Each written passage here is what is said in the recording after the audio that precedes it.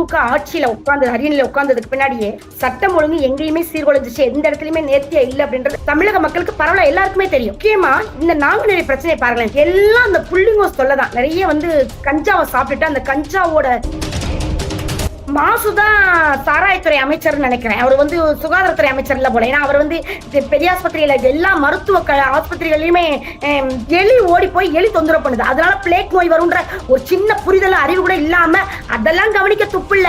ரஞ்சித் போன்ற இயக்குநர்கள் நம்மளோட படத்தை வெளியிட மாட்டாங்க. அப்படி நமக்கு திமுக அரசோட மருமகள் கிருத்திகா உதயநிதியோட தயவு நமக்கு வேணும். அப்ப எலெக்ஷன் நெருங்க நேரத்தில் வாயை திறந்தோம் அப்படின்னா நம்மளோட உழைப்புக்கே ஆப்பு வச்சிருவாங்க அப்படின்ட்டு அதனால வாயை திறக்காம இருக்கலாம். அவரோட சுயநலத்திற்காக தன்னோட சொந்த மக்களை கொண்டு போய் அடகு வைக்கிறார் திமுக அடகு வச்சு குறைக்கிறதா அவருக்கு திமுக என்ன சொம்படிச்சாலும் பரவாயில்ல, நம்ம மக்களை போய் எங்க போய் நிப்பாட்டினாலும் பரவாயில்ல. அமைச்சர்கள், திமுகவோட கவுன்சிலர்கள், திமுக வட்ட செயலாளர்கள், சதுர செயலாளர்கள், இந்த குறுநில மன்னர்கள் இவங்க எல்லாம் இதைத்தான் செய்வாங்க. இவங்களோட வேலை என்ன? திமுகவை தவிர்த்து வேற கட்சி செஞ்சிருந்தாதான் ஆச்சரியப்படணும். ஒன்னு ரெண்டு சில்லற தலரையெல்லாம் நுழைஞ்சிருக்காங்கல்ல, ஓபிஎஸ் போல ஆட்கள் கொஞ்சம் கூட வெக்கமே இல்லாம உள்ள போய் நுழைஞ்சிருக்காரு பாருங்க. இவரால எப்படிதான் மனசாட்சியோட தூங்க முடியுதுன்னு தெரியல.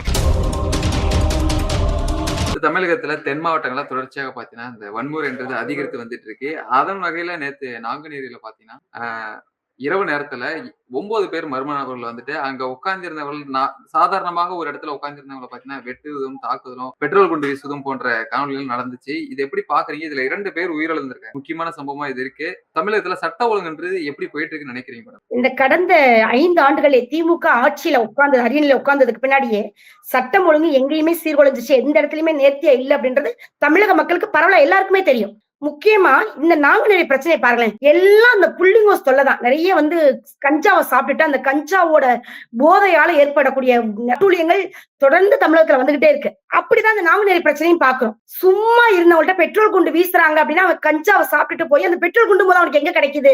கஞ்சா எங்க கிடைக்குது? பெட்ரோல் குண்டு எங்க கிடைக்குது? இந்த வன்முறை தூண்டுறது யாரு? நாங்குநேரில அடுத்தடுத்து ஜாதிய பிரச்சனை தொடர்ந்து வந்துட்டே இருக்கு. இது 2வது முறை நினைக்கிறேன். இதற்கு முந்தைய பருவத்துல ஒரு நல்லா படிக்கக்கூடிய ஒரு மாணவர் பட்டியல சமூகத்தை சேர்ந்தவர் சொல்லி ஒரு மூத்த குடி சமூகத்தை சேர்ந்தவர் நானு, எப்படி என்ன விட நீ நல்லா படிக்கலாம் அப்படின்னு சொல்லி ஒரு பையன் போய் வீடு தேடி போய் வெட்டின ஒரு சம்பவம் நடந்திருக்கு. தொடர்ந்து இந்த நாங்குநேரி பிரச்சனைகளும் இந்த பட்டியல சமூகத்து மக்களுக்கும் உயர் ஜாதியினருக்கும் ஒரு சண்டை வரக்கூடிய கலவர பிரச்சனைகள்லாம் யாரால வருது அப்படின்னா திமுகவின் அலட்சிய போக்கு. திமுக என்ற கூடாரத்துக்குள்ளே இந்த பிரச்சனை எல்லாம் போயிட்டேதான் இருக்கு. அப்ப திமுக கட்சிக்குள்ளே இருக்கு, அந்த தொகுதிக்குள்ள எல்லா இடத்துலயுமே பரவலா இது காணப்படுது. தொடர்ந்து பார்த்தோம் அப்படின்னா பட்டியல சமூக மக்கள் வஞ்சிக்கப்படுறாங்க. ஆனா என் மேடைக்கு ஒரு இடத்துல கூட வாய்க்கிலேயே பேசுறாங்க. எல்லா இடத்துலயும் பேசுறது என்ன? நாங்க சமமா பாவிக்கிறோம், எல்லாருமே சமத்துவத்தை பத்தி தான் பேசுறாங்க.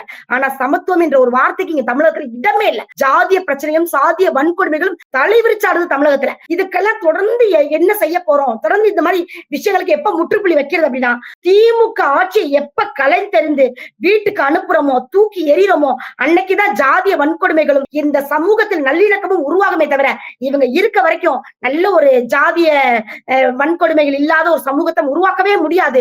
வரக்கூடிய தலைமுறைகளையும் வஞ்சிக்கக்கூடிய நிலைமைக்கு நம்ம போயிடுவோம். இந்த தொடர்ந்து ஜாதிய வன்கொடுமைகள் அடுத்த தலைமுறைக்கு எடுத்துட்டு போயிடுவாங்க இந்த திமுக அரசு.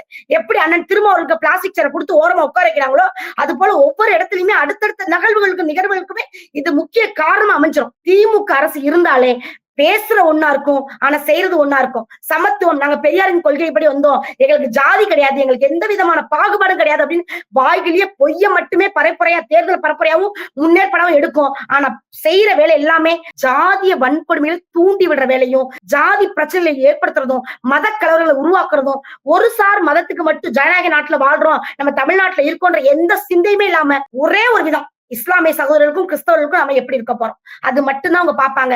ஜாதியத்துல உயர் ஜாதியினருக்கும் தாழ்த்தப்பட்ட ஜாதியினர் சொல்லி 2 பேரா பிரிச்சு இப்படி பலவிதமான வன்கொடுமைகளை ஏற்படுத்துறதே திமுக அரசு தான். அதுக்கு ஒரே விடிவு காலம், திமுக அரசை வீட்டுக்கு அனுப்பாத வரைக்கும் தமிழகம் இந்த ஜாதிய வன்கொடுமைகளால திளைச்சுதான் நிக்கும். நேற்று நடந்த இந்த நிகழ்வுன்றது பாத்தீங்கன்னா முன்னுரிமை காரணம் எதுவுமே கிடையாது. நார்மலா உட்காந்துருந்த பொதுமக்களை தான் போயிட்டு வெட்டியிருக்காங்க. குறிப்பாக இருக்கவங்க என்ன சொல்றாங்கன்னா கஞ்சா போதை எல்லாம் பண்ணிருப்பாங்க அப்படின்றாங்க. ஆனா இங்க கஞ்சாவே இல்ல தமிழகத்துல அப்படின்னு சொல்லி அமைச்சர் மா சுப்பிரமணியன் கடந்த ஆண்டுகள் கூட ஒரு தகவல் கொடுத்திருந்தாரு. அப்படி இருக்கும்போது இந்த போதை கலாச்சாரம் மூடுகிட்டு வந்துட்டு இருக்கு. கட்டுப்படுத்த என்னதான் பண்ணிட்டு இருக்காங்க? மாசுதான் சாராயத்துறை அமைச்சர்னு நினைக்கிறேன். அவரு வந்து சுகாதாரத்துறை அமைச்சர் இல்ல போல. ஏன்னா அவர் வந்து பெரிய ஆஸ்பத்திரியில எல்லா மருத்துவ ஆஸ்பத்திரிகள்லயுமே எலி ஓடி போய் எலி தொந்தரவு பண்ணுது. அதனால பிளேக் நோய் வரும்ன்ற ஒரு சின்ன புரிதல் அறிவு கூட இல்லாம அதெல்லாம் கவனிக்க துப்பில்ல. கஞ்சா புழக்கத்துல இருக்கா, நம்ம உதயநிதி ஸ்டாலின் என்ன செய்யறாரு, நம்ம தயாநிதி என்ன பண்றாரு அப்படின்னு பல நிதிகளை பத்தி யோசிக்கிறது மட்டும் தான் மாசுவோட வேலை. மாசுக்களை கொஞ்சம் கூட அறிவுன்றதே இருக்கா இல்லையான்னு தெரியல. அவர் கொடுக்கப்பட்ட இலாக்கால நமக்கு என்ன செய்யணும்ன்ற ஒரு ஒரு முன்னேற்பாடுகளை வழிநடத்தாம அதெல்லாம் செய்யாம என்ன கஞ்சா இல்லாம புள்ளிங்க எல்லாம் சத்து மாத்திரையா சாப்பிடுறானுங்க. அவ்வளவு பேரும் கஞ்சாவை சாப்பிட்டுட்டு தான் தமிழகத்துல மிகப்பெரிய ஒரு அட்டுழியத்தை ஏற்படுத்துறாங்க. எங்க பார்த்தாலும் பெண்களுக்கு பாதுகாப்பில்லாத ஒரு சமூகம். எவ்வளவு ஒரு கொடுமையான ஒரு நிலையில நம்ம தள்ளப்பட்டிருக்கோம் பாத்தீங்களா? இவங்க சொல்றாங்க நாங்க எல்லாத்துக்குமே சமமான ஒரு நீதியும் ரொம்ப சமத்துவமான ஒரு ஆட்சியும் சமாதானமான ஆட்சியும் கொடுக்குறோம் அப்படின்னு. ஒரு இளவும் இல்ல. என் தமிழகத்தை யோசிச்சு பார்த்தோம் அப்படின்னா ரொம்ப ஒரு கேடுகட்ட ஒரு ஆட்சி. மாசுல எதுக்குதான் வாயை திறக்கிறான்னே தெரியல. இவருக்கு வேலை என்ன? இவரெல்லாம் சுத்தி பார்த்து அரசு மருத்துவ கல்லூரிகளை மேம்படுத்துறதுக்கும் அரசு மருத்துவமனைகளோட மருந்துகள் இருக்கு அப்படின்னா எல்லாத்தையும் சீட்டில் எழுதி கொடுத்து வெளியே வாங்க சொல்றாங்க. வெக்கமே இல்லையா? என்ன மருந்து ஸ்டாக் இல்ல, என்ன கொடுக்கணும், எந்த ஆன்டிபயோட்டிக் கொடுத்தா இன்னும் மக்களுக்கு கூடுதலான பயனளிக்கும். பட்டியலத்தில் அதிகமா வசிக்கக்கூடிய பகுதி. அங்க மாணவர்களுடைய ஜாதிய போக்குனால பாத்தீங்கன்னா வெட்டப்பட்ட சம்பவம் போது திருமாவளவர்களா இருக்கட்டும், பா ரஞ்சிதா இருக்கட்டும், இந்த மாதிரி மாரி செல்வராஜ் நேர்ல போயிட்டு அந்த மாணவனுக்கு ஆறுதல் எல்லாம் கூறியிருந்தாங்க. இப்ப நடந்திருக்கிறது ஒரு பொது பிரச்சனையா இருக்கு. அப்படின்ற போது யாருமே வந்து குரல் கொடுக்கல. குறிப்பா சினிமா துறை சார்ந்தவங்க குரல் கொடுக்கல. செலக்டிவான பிரச்சனைக்கு மட்டும் வெளியில வந்து குரல் கொடுப்பதை எப்படி பாக்குறீங்க? சென்ற முறை வந்து தேர்தல் வரலங்க. இந்த தடவை தேர்தல் நெருங்கிருச்சு. அப்ப திமுக நல்ல பிள்ளையா இருந்தா மட்டும்தான் அண்ணன் பிளாஸ்டிக் சேர் திரும்ப அவர்களுக்கு ஏதாவது ஒரு தொகுதி கிடைக்கும். அந்த தொகுதி பங்கீடு பேச்சுவார்த்தையில எதுவும் சிக்கல் ஏற்பட்டக்கூடாதுன்னு அவங்க அமைதி ஆயிட்டாங்க. பா ரஞ்சித் போன்ற இயக்குநர்கள் நம்மளோட படத்தை வெளியிட மாட்டாங்க. அப்படி நமக்கு திமுக அரசோட மருமகள் கிருத்திகா உதயநிதியோட தயவு நமக்கு வேணும். அப்ப எலெக்ஷன் நெருங்க நேரத்துல வாய் திறந்தோம் அப்படின்னா நம்மளோட பொழப்புக்கே ஆப்பு வச்சிருவாங்க அப்படின்ட்டு அதனால வாய் திறக்காம இருக்கலாம். இவங்க எல்லாருக்குமே மூலதான பிரச்சனை என்ன அப்படின்னா தேர்தல்ன்ற ஒரு விஷயத்துல தன்னோட வாக்கு வங்கிக்காக எந்த மக்களோட நலன் நமக்கு தேவையில்லை, நம்மளோட நலன் மட்டும்தான் முக்கியம் அப்படின்னு நினைக்கக்கூடிய ஒரு ஈன ஜென்மங்கள் தான் திமுக கூட்டணி கட்சியில இருக்கக்கூடிய ஆட்கள். கூட்டணிக்கு யாரெல்லாம் சொம்படிக்கிறாங்களோ, யாரெல்லாம் கூட்டணி தர்மத்துல உண்ணா திமுக கூட இருக்கோ அவங்களுக்கு எல்லாமே தான் எப்படி வளர்றது, தன்னோட கூட்டணி கட்சி எப்படி வலுப்படுத்திக்கிறது, இந்த கேவலமான சிந்தை தான் அவங்களுக்கு இருக்கிறது. குறுகிய வட்டத்துக்குள்ள வாழ்றாங்களே தவிர பரந்த மனப்பான்மையோட நம்ம கூட்டணி தர்மத்தால மக்களுக்கு என்ன செய்ய போறோம், நம்பளி மக்களுக்கு என்ன செய்ய போறோம் அப்படின்ற எந்த சிந்தையுமே கிடையாது. அண்ணன் திரும்ப அவர்கள் எப்பயுமே அவரோட சுயநலத்திற்காக தன்னோட சொந்த மக்களை கொண்டு போய் அடகு வைக்கிறார். திமுக அடகு வச்சு பொழைக்கிறதா அவரோட வேலையே. அவருக்கு வந்து திமுக என்ன சொம்படிச்சாலும் பரவாயில்ல, நம்ம மக்களை போய் எங்க போய் நிப்பாட்டினாலும் பரவாயில்ல, நம்ம யாருக்காகவும் குரல் கொடுக்க வேணாம், நம்ம நல்லா இருந்தா போதும் அப்படின்ற ஒரு கேவலமான புத்தி. இவருக்கு எப்படிதான் மனசாட்சி தூங்க முடியுதுன்னு தெரியல. தன் மக்களை, தன் இன மக்களை, நம்மள நம்பி கடவுளா நினைக்கக்கூடிய ஒரு குடி மக்களை வந்து நம்ம ஒரு சீட்டுக்காக ஒரு அறிவாலய வாசல்ல ஒரு எலும்பு துண்டுக்காக போய் அடகு வைக்கிறோமே அப்படின்னு ஒரு மனசாட்சி உறுத்துதெல்லாம் இருக்காது போல. பா ரஞ்சித் எல்லாம் வாய்க்கிலேயே பேசினார்ல, இன்னைக்கு வாய் திறந்து கேட்டுக்கலாம் தானே, பேச மாட்டார். ஏன் அப்படின்னா 100 படங்களுக்கு மேல இழுவல் நிக்குது. அப்ப தான் படமும் அந்த லிஸ்ட்ல போய் நின்றோம், அடுத்த படத்தை இயக்கவே முடியாதுன்ற ஒரு நல்ல ஒரு சிந்தி அவருக்கு இருக்கு. அதனாலதான் தான் தப்பிச்சுக்கணும் அப்படின்ற சுயநலம் தான் இதுக்கு காரணம். இவங்க எல்லாம் தேவைன்னா வாய் திறப்பாங்க, தேவையில்லாட்டி வாயை முடிக்கிறாங்க. இவங்க எல்லாம் மூடர் கூடங்கள், சுயநலவாதிகள், திமுகவின் கொத்தடிமைகள். விமான பணிப்பெண் பாத்தீங்கன்னா பாலியல் வன்கொடுமை சீன்ல வந்துட்டு திமுக கவுன்சிலர் வந்துட்டு ஈடுபட்டு இருக்காரு. அவர் இன்னைக்கு கைதும் செய்யப்பட்டிருக்காங்க. தொடர்ச்சியாக பாத்தீங்கன்னா இந்த பாலியல் குற்ற வழக்குகளா இருக்கட்டும், இல்ல போதைப் பொருள் கடத்தலா இருக்கட்டும், தொடர்ச்சியாக பின்புலத்துல திமுக நிர்வாகிகளே இருக்காங்களே, எப்படி பாக்குறீங்க? இதுல ஆச்சரியப்படுறதுக்கு ஒண்ணு இல்ல அப்படின்னு தான் நான் பாக்குறேன். திமுக என்றாலே ஊழல், லஞ்சம், லாவண்யம், கட்ட பஞ்சாயத்து, பெண்களை பாலியல் வன்கொடுமை செய்யறது, கஞ்சா விற்கிறது, கள்ளச்சாராயம் விற்கிறது, இது எல்லாம் சேர்ந்ததானே திமுக. அப்படிங்கும் போது திமுக அமைச்சர்கள், திமுகவோட கவுன்சிலர்கள், திமுக வட்ட செயலாளர்கள், சதுர செயலாளர்கள், இந்த குறுநில மன்னர்கள், இவங்க எல்லாம் இதைத்தான் செய்வாங்க. இவங்களோட வேலை என்ன? திமுகவை தவிர்த்து வேற கட்சி செஞ்சிருந்தாதான் ஆச்சரியப்படணும். எங்க ஒரு தவறு நடந்தாலும், தமிழகத்துல எங்க அநீதி இழைக்கப்பட்டாலும், பெண்களுக்கு பாலியல் வன்கொடுமை நடந்தாலும் 2 வயது குழந்தைய, பிறந்த குட்டி குழந்தைய கூட தூக்கிட்டு போய் எவ்வளவு கேவலமான நடத்தை செய்ய முடியுமோ அப்படிப்பட்ட ஈன ஜென்மங்கள்லாம் திமுக மட்டும்தான் இருக்கும். திமுக வந்தாலே அவங்களுக்கு கள்ளச்சாராயம், டாஸ்மார்க், இவங்க டார்கெட் வச்சு விக்கிறாங்க. ஏகப்பட்ட 900 கோடிக்கு மேல பணம் சம்பாதிச்சு வச்சிருக்காங்க ஒவ்வொருத்தருமே. அப்ப வந்து இவங்களுக்கு மதுன்றதெல்லாம் ரொம்ப சாதாரணமா கிடைக்கக்கூடியது. போதை வஸ்துக்கள் அவங்களே வச்சு தயார் பண்றாங்க. அதனால இவங்களோட திமுக கூடாரத்துக்கு பூரா ரொம்ப சமூக வலைதளங்கள் ரொம்ப பரவலா கிடைக்கப்படுது. அவங்கள கைக்கு ரொம்ப ஈஸியா போய் கிடைக்குது. அப்ப அதை சாப்பிட்டுட்டு அவங்க அடுத்த திமிரான காரியங்கள் என்ன செய்வாங்க அப்படின்னா பெண்கள் மேலதான் கை வைக்கிறது. இவங்களுக்கு எல்லாம் பெண்களை ஒரு போதை பொருளா பார்க்கக்கூடிய கேவலமான ஈன ஜென்மங்கள் திமுகவினர். இவங்களுக்கு என்ன அறிவு இருக்குன்னு பாத்தீங்களா? ஒரு பணிப்பெண்ணா அந்த பொண்ணுக்கு என்ன வேலை? ஒரு விமானத்துல அவங்க போய் நிக்கிறாங்க அப்படின்னா அவங்க ஊர் பேரை கேட்டு நீ பின்தொடைய தட்டுற அப்படின்னா தொடைய அறுத்தாதான் என்னடா?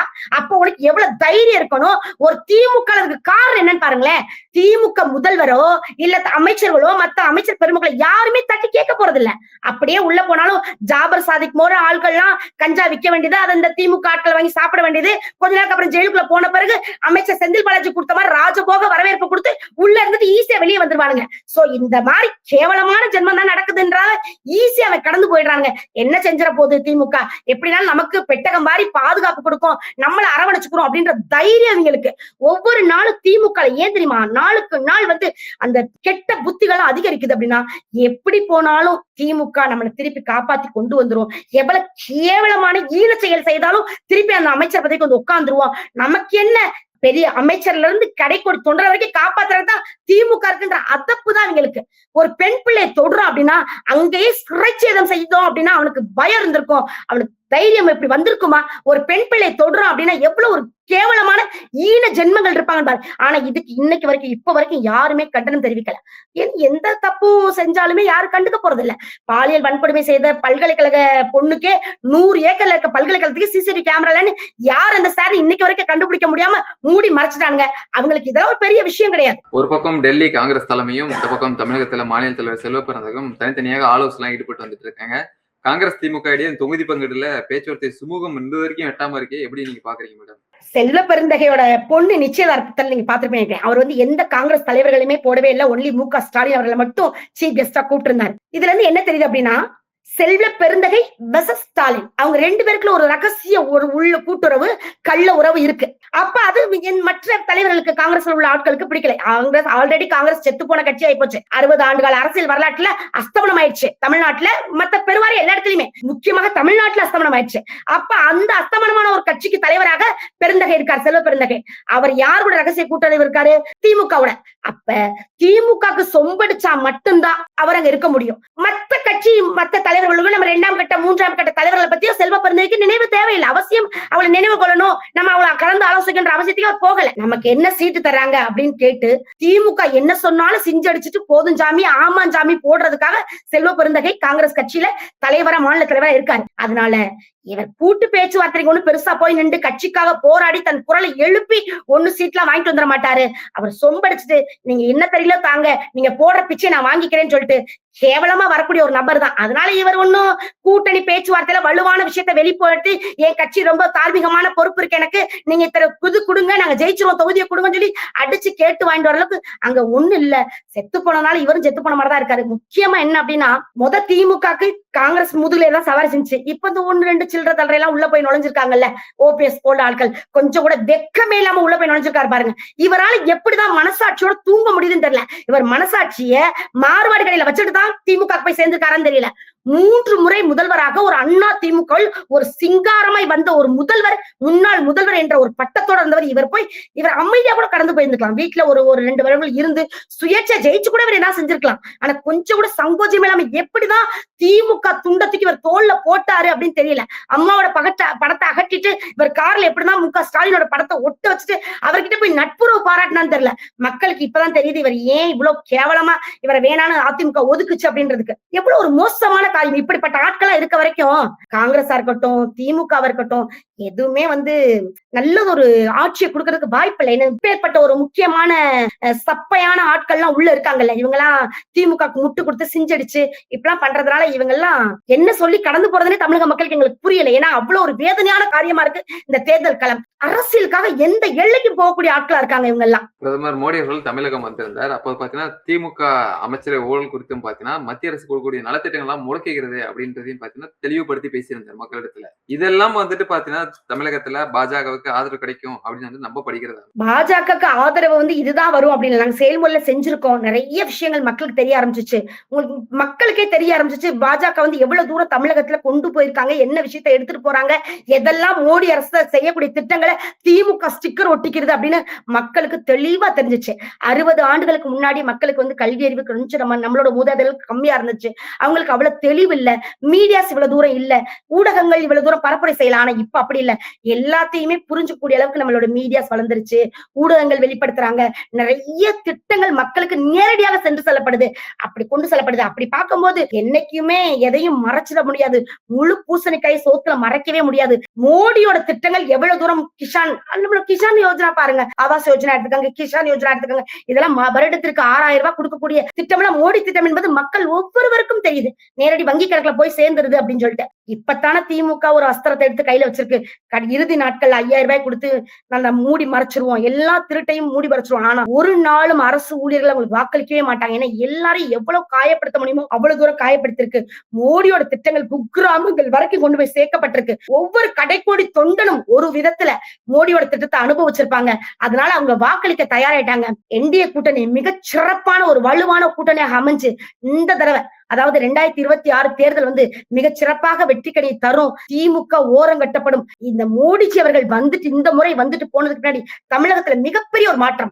உலக அரசியல் உள்ளூர் அவங்களை சேர்ந்து தில்லாலங்கடி வேலை வரைக்கும் அப்பட்டமா வெளிக்காட்டி விட்டு போயிட்டாரு. உதயநிதி வாயிலே பேசினார்ல, மோடிக்கும் பயம் இல்ல, எங்களுடைய ஈடிக்கும் பயம் இல்ல அப்படின்னு. அதெல்லாம் சுட்டி காட்டி ரொம்ப தெளிவாவே மக்கள் கிட்ட பேசிட்டு போயிருக்காரு. மக்கள் ஒவ்வொருத்தருக்கும் நாட்டோட பிரதமரா இருந்தாலும் உள்ளூர் அரசியல் நம்ம தமிழ்நாட்டுல உள்ளூர் நடக்கக்கூடிய விவகாரங்கள் வரைக்கும் தெரிஞ்சிருக்கு மோடிஜி அவர்களுக்குன்னு மிகப்பெரிய ஒரு பிரளயம் ஏற்பட்டிருக்கு. மனதை கவர்ந்துட்டு போயிருக்காரு. அதனால இந்த தடவை ஒரு சாம்ராஜ்யம் கண்டிப்பா திமுகவின் சாம்ராஜ்யம் அழிச்சு வேரோட தூக்கி எறியப்படும். என்டிஏ ஆட்சி அழகா மலரும் தமிழ்நாட்டுல. அதுல மாற்றுக்கருத்தே கிடையாது.